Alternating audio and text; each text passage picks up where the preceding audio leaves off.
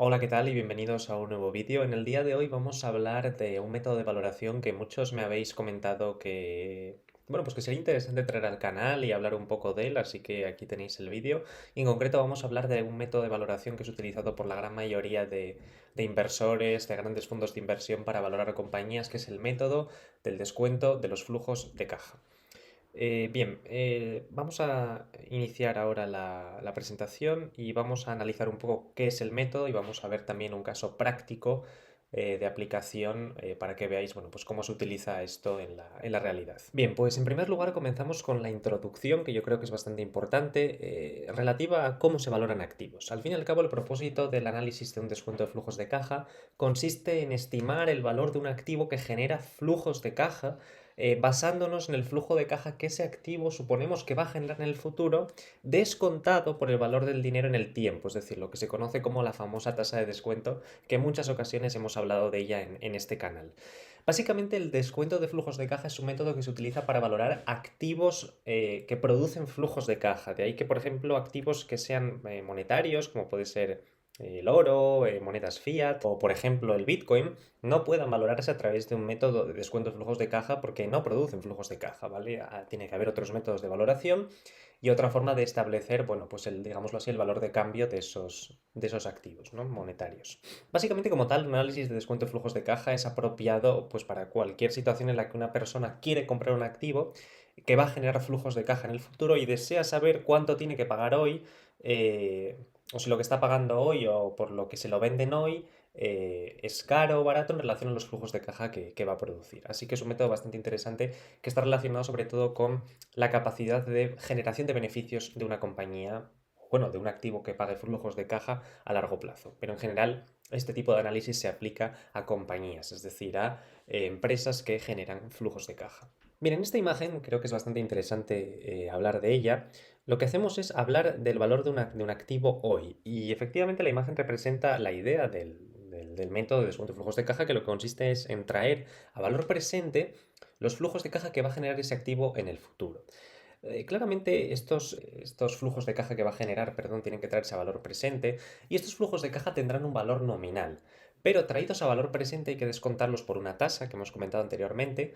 para saber más o menos cuál es la cantidad que tenemos que pagar hoy por esos flujos de caja que vamos a recibir en el futuro, ¿vale? Así que la importancia de traerlos a valor presente es radical porque efectivamente no vale lo mismo un dólar hoy que un dólar dentro de 5 años, ¿vale? Efectivamente, para nosotros será más valioso un dólar hoy, pues porque lo podremos invertir, podremos hacer cualquier cosa con él. Sin embargo, tendremos que esperar un tiempo muy largo para conseguir un dólar dentro de 5 años y estaríamos dispuestos a cambiar un dólar hoy, pues por ejemplo, por 3 4 5 dólares dentro de una serie de años, pero no a cambiarlo por una cantidad inferior. De ahí que sea muy importante este concepto de la tasa de descuento que explicaremos más adelante. El modelo en general, este tipo de modelos suelen asustar mucho a la gente porque están bastante matematizados, pero al fin y al cabo las matemáticas son una traducción al lenguaje, digámoslo así, que sea comprensible por todos, de los conceptos que están operando detrás del modelo, que es simplemente traer a valor presente los flujos de caja futuros que va a generar una compañía. En general, como las compañías les suponen tiempo de vida infinito, lo que hacemos es tomar o lo que haría el modelo en una situación ideal es tomar todos esos flujos de caja que va a generar la compañía dentro de toda su vida y descontarlos a valor presente. Pero efectivamente eso es un poco ingenuo porque no sabemos cuáles van a ser los flujos de caja que va a generar la compañía hasta, digamos, el fin de su vida, ¿no? Es imposible. Todas las compañías pasan por una serie de fases, una serie de ciclos de vida de compañías que, bueno, pues van variando y no podemos estimar con claridad cuáles van a ser los flujos de caja de una compañía dentro de 30 años y ni siquiera sabemos si esa compañía va a existir dentro de 30 años, ¿no? Entonces, la idea fundamental es dividir el problema en dos partes. Hacer unas estimaciones de flujos de caja de aquí a, por ejemplo, 5 años, que es normalmente lo que se suele hacer, y el valor el resto de flujos de caja correspondientes a años siguientes es lo que se agrupa dentro de una cifra conocida como valor terminal, que es una especie de valor residual de todos los flujos de caja futuros que va a generar la compañía y que no podemos estimar de una manera convencional, a través de los modelos tradicionales, porque sería imposible modelizar un número de años infinito, ¿no? De ahí que lo agrupemos dentro de esa cantidad llamada valor terminal. El valor terminal se calcula, se puede demostrar matemáticamente, pero no creo que sea ahora necesario hacer esa demostración matemática. Si a alguien le interesa, bueno, pues puedo hacer un vídeo, pero claro, sería un vídeo puramente matemático trabajando con series numéricas. No creo que aportase mucho a la valoración y al proceso bueno, pues de obtención de valores intrínsecos de compañías, pero básicamente el valor terminal se calcula como el flujo de caja libre del último año por 1 más G, donde G es una tasa de crecimiento terminal que suele igualarse más o menos a una tasa de crecimiento que estimamos en función del ciclo o de la parte del ciclo de vida en el que esté la compañía. Si está en una fase madura, pues la tasa de valor de crecimiento terminal suele aproximarse por la tasa de crecimiento del PIB, tasas de crecimiento bastante bajas, porque esas compañías suelen tener un crecimiento bajo, incluso estancarse o decrecer. Si es una compañía pues pequeña que está en fase de crecimiento, esta tasa de crecimiento terminal suele ser más elevada. En fin, depende de muchos factores, pero es una cantidad importante y sobre todo es bastante importante en compañías muy maduras, porque en función de la tasa de crecimiento terminal el valor terminal varía mucho, pero en compañías más pequeñas pues no tanto. Entonces, como digo, el valor terminal se calcula de esa manera, calculando el flujo de caja libre por 1 más esa tasa de crecimiento de valor terminal, partido de la diferencia entre la tasa de descuento, que posteriormente hablaremos de ella, menos esa tasa de crecimiento terminal. Se trae a valor presente a través de esta definición, esta fórmula. Por cierto, esto no es una I, esto es una R, que me equivoqué. Esto en concreto es una R porque es la tasa de descuento. Habría que descontar el valor terminal a valor presente, sumar los flujos de caja que hemos estimado y traerlos a valor presente, y tendríamos el valor intrínseco, valor en función de los flujos de caja que va a generar la compañía, y simplemente sería eso gracias a estas fórmulas, ¿no? Entonces ahora creo que es importante, una vez que hemos visto estas fórmulas, entender cuáles son los elementos que están dentro de ellas y operando en ellas fundamentalmente, ¿no? La primera pregunta es cómo hacer un buen descuento de flujos de caja. En primer lugar, lo que tenemos que hacer naturalmente es calcular los flujos de caja que va a generar la compañía. La definición habitual con la que académicamente se suele operar es que el flujo de caja se define como el flujo de caja de actividades operativas menos los gastos de capital, donde, bueno, pues como veremos posteriormente, los gastos de capital son una serie de inversiones que hay que hacer a largo plazo para seguir manteniendo las actividades operativas de la compañía, como por ejemplo compra de maquinaria, compra, por ejemplo, de todo tipo de bienes de equipo, para pues, mantener las actividades de la compañía en funcionamiento. El flujo de caja de actividades operativas, que aquí tenemos la fórmula, se define como el beneficio neto más las depreciaciones y las amortizaciones,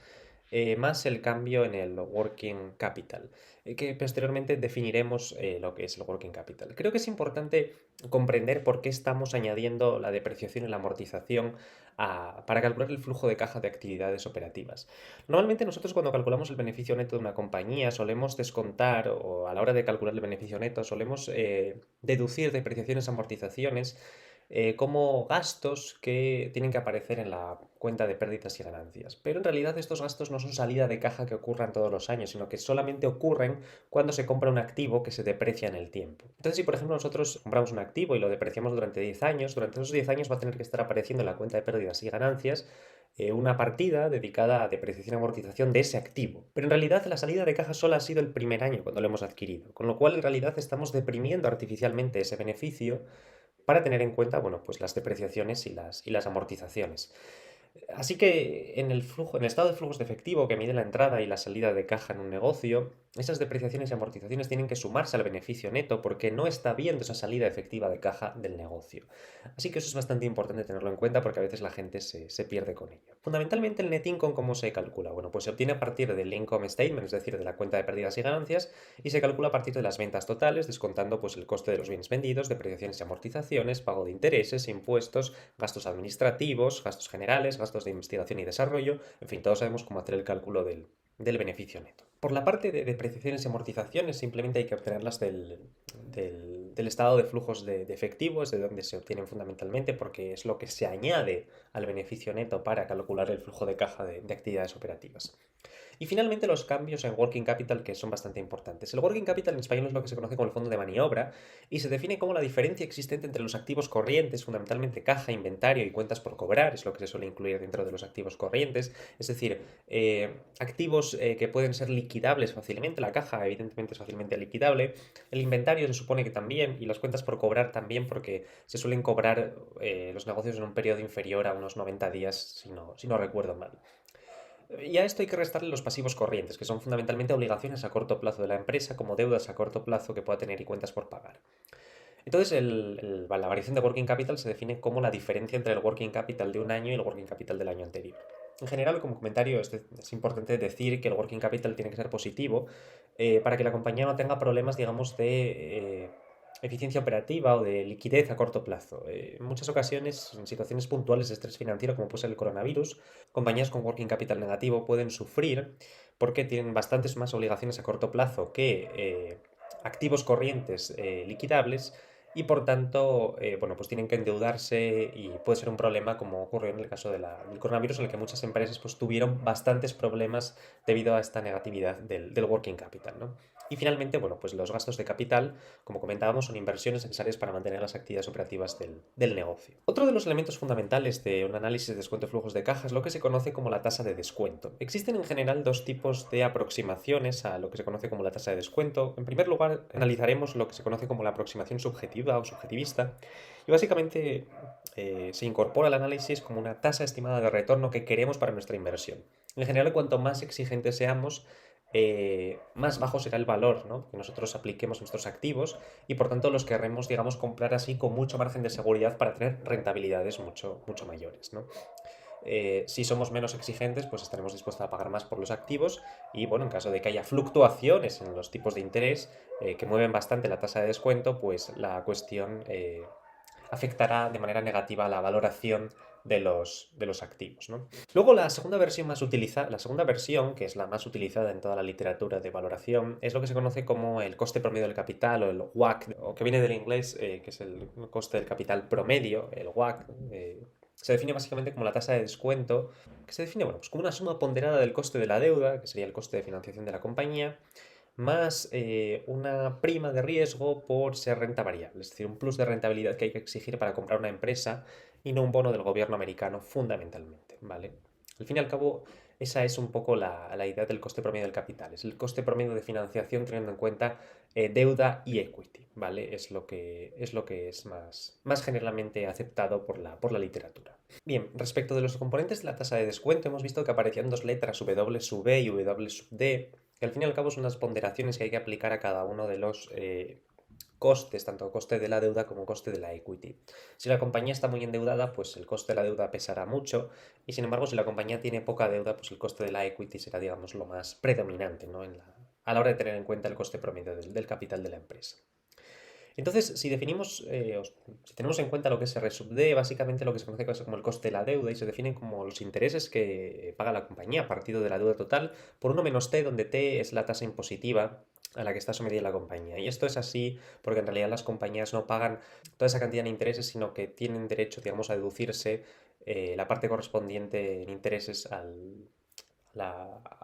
los impuestos que pagan, ¿no? De ahí que aparezca ese factor 1 menos t, porque en realidad no pagan todos esos intereses, sino que se deducen una parte de los intereses que se corresponde con la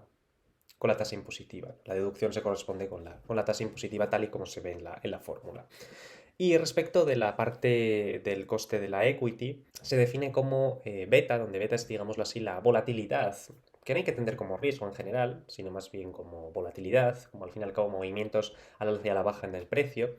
respecto a los movimientos que tiene el índice. Si la beta es mayor que 1, en general la compañía se va a mover más arriba o más abajo cuando el índice tenga movimientos del 1%, y si es menor que 1, ¿no?, pues se moverá menos tanto al alza y a la baja cuando los índices también se mueven, ¿no?, un 1% al alza o a la baja. Entonces se toma esa beta y se multiplica por, digamos, la prima de riesgo de la renta variable, que se conoce como la diferencia existente entre la rentabilidad bueno, pues del bono, la rentabilidad del mercado de acciones americana, menos R sub F, donde R sub F es la tasa de interés o el tipo de interés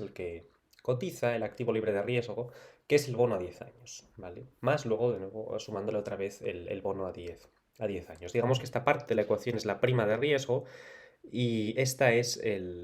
digamos, la base, que es la rentabilidad del bono a 10 años. Notar que para una compañía sin deuda se toma R sub de cero, porque si no tiene deuda no hay que computarla, digámoslo así, en el coste del capital, porque no tiene necesidad de financiarse con deuda en ese sentido, aunque sí que es verdad que puede estar pidiendo deuda, por ejemplo, para hacer recompras de acciones, otras cosas por el estilo, pero en general yo no lo suelo incluir. Y históricamente tenemos que tener en cuenta que este R sub F ha oscilado en torno al 3-5%, ¿vale? Es bastante importante notar que estos últimos años, en los que hemos visto tipos de interés muy bajos,